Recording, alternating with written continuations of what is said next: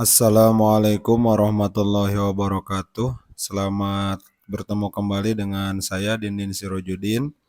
Dalam video kali ini saya akan sharing kembali tentang bagaimana atau apa saja yang harus dilakukan oleh operator sebelum proses kelulusan, baik itu untuk jenjang RA, MI, MTS, dan MA. Bahkan emang sudah diproses ya kelulusannya, tapi masih banyak yang bermasalah. Di antaranya siswa tidak bisa diluluskan karena memang ada perbedaan data ya. Nah, ini kesempatan bagi operator jenjang RA, MI, dan MTS yang waktu kelulusannya nanti diumumkan tanggal 2 Juni. Nah, mumpung kita sekarang baru tanggal 10 Mei, itu kesempatan kita untuk menyelesaikan beberapa pendataan yang harus dilakukan oleh Bapak Ibu di beberapa aplikasi. Yaitu pertama, Bapak Ibu harus melakukan pengecekan data di Perpal PD, apakah siswa-siswa kita masih masuk ke residu atau tidak. Salah satu contoh di sini masih ada residu 35 siswa ya. Nah, ini sebaiknya segera dikerjakan walaupun ini yang 35 siswa ini bukan seluruhnya kelas akhir, tapi alangkah lebih baiknya untuk segera diselesaikan supaya nanti siswanya ketika mau diluluskan itu datanya sudah valid ya, sudah benar. Itu pertama ya, dicek dulu di Perpal PD. Kemudian yang kedua, Bapak Ibu cek juga di data Perpal Ijazah. Di data Perpal Ijazah, di sini kan ada data verifikasi ya, yang bagian A-nya ada verifikasi satuan pendidikan, ini apakah sudah masuk atau belum tentang akreditasinya. Apakah masih yang lama atau sudah yang terbaru. Kemudian data verifikasi peserta didik ini untuk mengenai jumlah siswanya. Kemudian untuk residu NISN apakah siswanya masih kosong NISN-nya atau misalnya NISN-nya ganda dengan yang lain gitu ya, seperti itu. Kemudian untuk residu kependudukan. Kalau residu kependudukan berarti data yang ada belum sama dengan data yang di Dukcapil, seperti itu. Kemudian untuk yang selanjutnya residu kepala sekolah. Nah, di sini residu kepala sekolah ini masih banyak yang belum sesuai. Nah, itu ya. Nah, tapi dalam pertemuan ini kita akan bahas satu saja dulu untuk tentang siswa ya. Di mana untuk siswa ini Bapak Ibu segera selesaikan di Perpal PD di menu edit identitas ya, edit identitas cek Dukcapil pusat supaya data siswa ini sudah sesuai dengan data Dukcapil.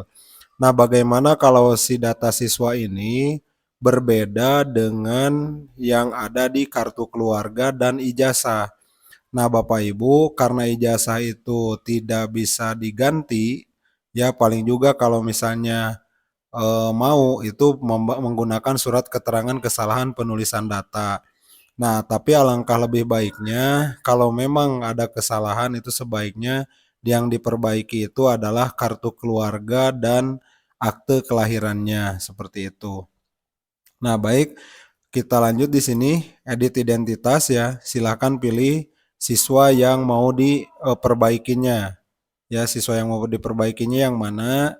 Nah, itu kita lakukan perbaikan ya.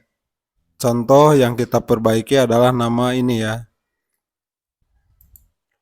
Nah, untuk perbaikannya di sini Bapak Ibu, kalau memang ini data siswanya masih harus diperbaiki, ya hasil pengecekan dari residu tadi, Bapak Ibu pastikan data yang diisikan itu sesuai dengan kartu keluarga dan akte. Nah, nanti kalau misalnya sudah valid seperti ini datanya, nah udah 100% semuanya, jadi silahkan Bapak Ibu klik update data. Nah, dari hasil update data di Perpal PD itu ngalir ke emisnya seperti apa? Nah, supaya cepat ngalir ke emis, Bapak Ibu silahkan lakukan juga perbaikan data di menu ini, di web yang ini nisn.datakemdikbud.go.id. Kenapa harus diperbaiki juga di sini? Karena perbaikan di sini lebih lengkap. Ada mengisikan nik orang tua, ya ayah dan ibu, kemudian nama ayah dan ibunya. Nah, kalau misalnya di sini sukses, nanti Bapak Ibu langsung cek di menu yang ini. Pengajuan edit identitas ya di sini. Nanti akan muncul di sini untuk Bapak Ibu setujui ya. Untuk Bapak Ibu setujui hasil perbaikan di web nisn.datakemdikbud.go.id.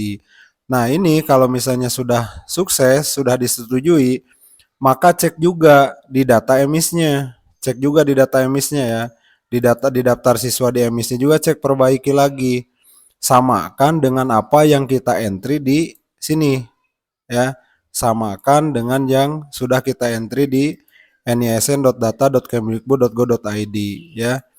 Nah, ubah datanya, lengkapi dari mulai data siswa, kemudian data orang tua, kemudian data alamat, kemudian aktivitas belajarnya juga lihat ya.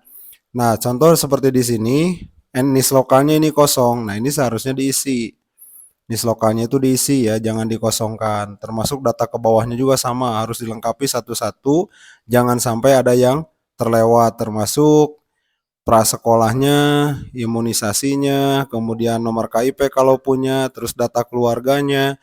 Ini akan berpengaruh ketika disinkron nanti dengan hasil perbaikan data di Perpal PD seperti itu. Makanya kita melakukan perbaikan data itu bukan di satu web saja, bukan, tapi harus dicek juga di yang lainnya.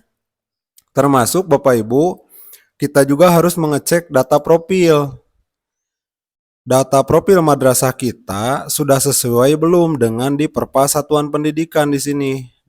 Setelah login ya di Perpal Satuan Pendidikan ini, Perpal SP, Bapak Ibu klik menu, kemudian di sini ada menu pengelolaan perbaikan data.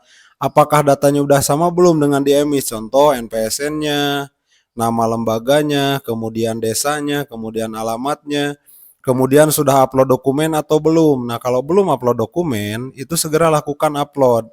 Karena apa? Di emis juga ada ya dokumen perizinan. Ini juga harus sama. Harus dilengkapi, jangan sampai ada yang kosong-kosong seperti ini. Itu ya. Jadi supaya cepat ngalir datanya, jadi selain data siswanya yang diperbaiki, profil lembaganya pun harus diperbaiki gitu ya, seperti itu. Termasuk nanti data kepala sekolah gitu ya. Nah, itu harus diperbaiki semuanya. Nah, Bapak Ibu, hasil perbaikan dari Perpal PD kemudian mengalir ke data siswa di emis. Nah, setelah ada perbaikan data di emisnya sudah berubah dari hasil perbaikan di Perpal PD sudah mengalir datanya ke emis, sudah jadi benar gitu ya hasil Perpal. Setelah Bapak Ibu sukses melakukan perbaikan data di edit identitas Perpal PD, kemudian datanya sudah mengalir ke emis, maka Bapak Ibu tinggal masuk ke PDUM, ya cari nama siswa yang tadi diperbaiki, ya yang sebelumnya diperbaiki, kemudian di kolom aksi itu ada klik update supaya nanti data siswa yang hasil perbaikan itu mengalir ke PDUM seperti itu ya.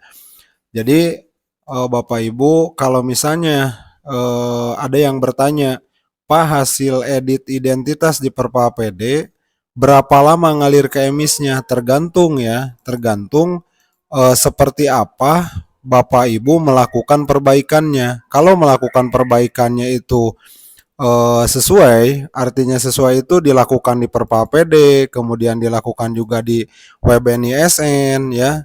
Kemudian data lembaga di Perpal Satuan Pendidikannya pun diperbaiki gitu ya.